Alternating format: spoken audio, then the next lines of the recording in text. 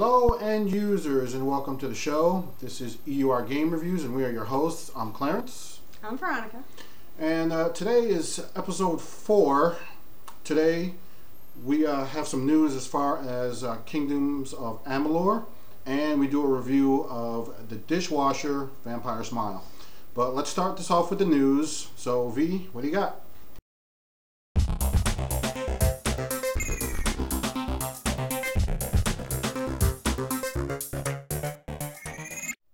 Okay, here we go. At the 2010 San Diego Comic-Con, Curt Schilling's 38 Studios announced its very first game launch.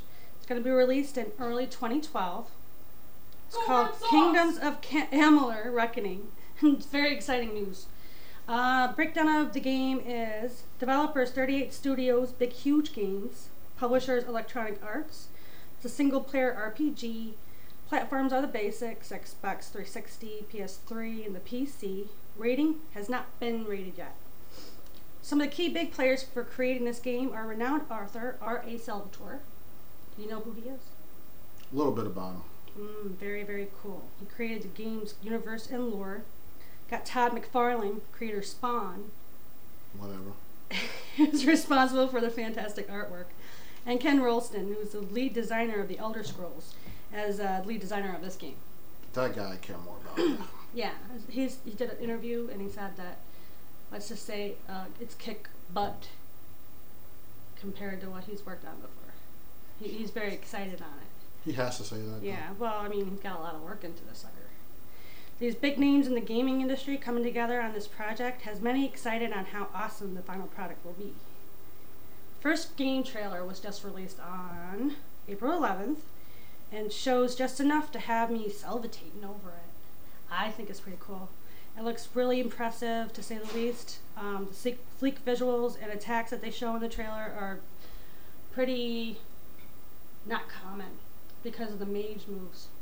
There's very, very smooth transitioning between the attacking, from magical attacking to the melee attacking.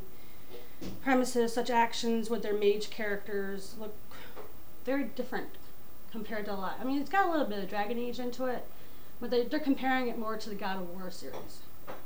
Interesting. It looks to be a very tactile game that will have gamers across the globe excited and wanting more. The game itself is set in a huge open world, which I think makes it very different from Dragon Age. It's not limited to where you can travel and where you can go.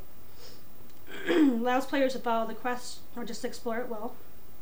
It's estimated that the game will have thousands of quests, characters, creatures, weapons, and spells to choose from, which will allow you to finish in several modes and then continuously go back and start the game over. Totally separate, different changes. It's going to be something that you can keep going and going and going with. It's very deep. On a closing side note, there are already whispers going around that this game is going to be the RPG of 2012. I don't know if it's based just on the big name game players in it, on who created it and everything, or on the actual game itself. There was a little bit of a preview at the East PAX in Boston, Mass. recently, and there were some really good reviews on it from people that trialed it out. You can pre-order it on their official website, www.thereckoningthegame.com, where you can check it out for yourself. Me, myself, personally, definitely looking forward to it coming out.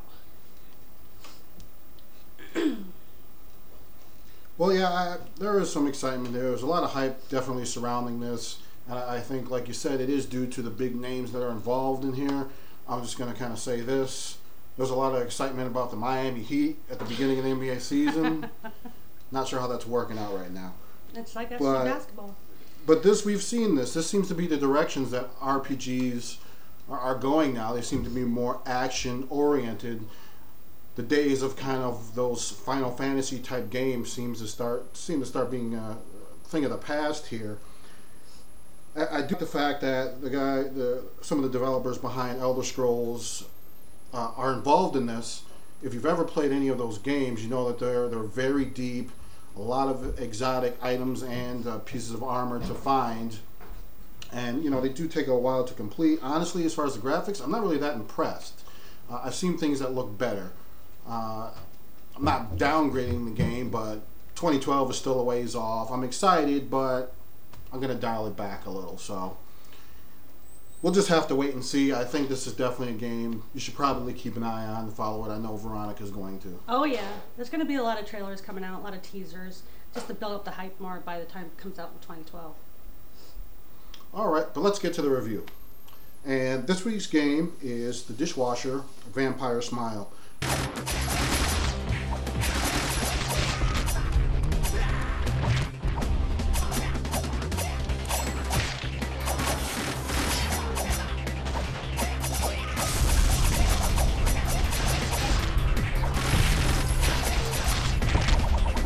And this is the sequel to the Dishwasher Dead Samurai. Here are the details. The developer is SKA Studios. This is published by Microsoft. As far as platforms go, this is an Xbox Live exclusive. Sorry, PS3 players. This is an action game. There's 1 or 2 player modes with online co-op.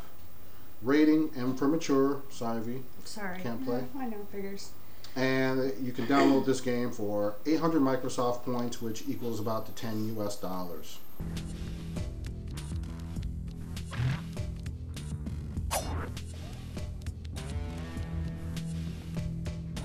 Now this takes place 2 years after the events of the first game. You can play as either the Dishwasher or his sister Yuki.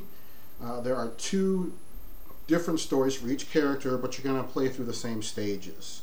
The story itself is little more than a series of fragmented events that are played out through comic book style cutscenes. Some players will find themselves confused about what's going on. And I know the name of this game is the Dishwasher, but it's really his sister who is the centerpiece of this game. Probably because she's actually the cooler of the 2 characters. I mean, chicks with chainsaws for arms are cool.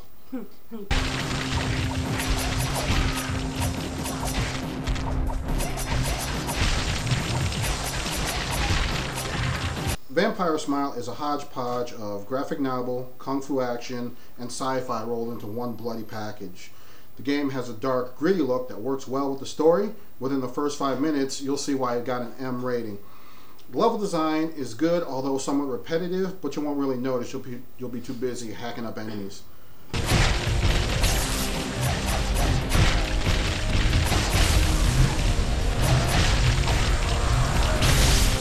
This game is all about action. At first glance, you might think this is a straight hack and slash, but there's more to it than that. The combat is where this game really shines. There's a deep combo list for users to master, a variety of weapons to use. You aren't just limited to melee weapons here. You'll also have guns and magic at your disposal. Combat is bloody, gory, and stylish. Not only can you perform finishing moves on your foes, but you look cool doing it. But it's not all about offense here. Defense also plays a big part in this game. The Blood Warp allows you to avoid enemies' attacks and reposition your character for your own attacks. Mastering this technique is key to owning this game. Players have to learn to anticipate enemies' attacks, evade them, and make a move of their own. Button mashers beware. You may be able to best this game on the lower difficulties, but if you want to master this game, you'll have to learn how combat works. Additionally, certain weapon combos work better on different types of enemies than others, so you'll want to keep that in mind if you have trouble beating an enemy. The Dishwasher features a couple different modes. Most notably, Story Mode features 13 levels of zombies, cyborgs, and other baddies to cut through. Arcade Mode has 50 challenges to beat, and the Dishwasher Challenge features an endless wave of enemies to cut through. Controls are great, making combos easy to pull off. The one gripe I have about the gameplay is that sometimes there's just so much going on on the screen, you actually lose sight of your character, and this is further compounded when you're playing co-op.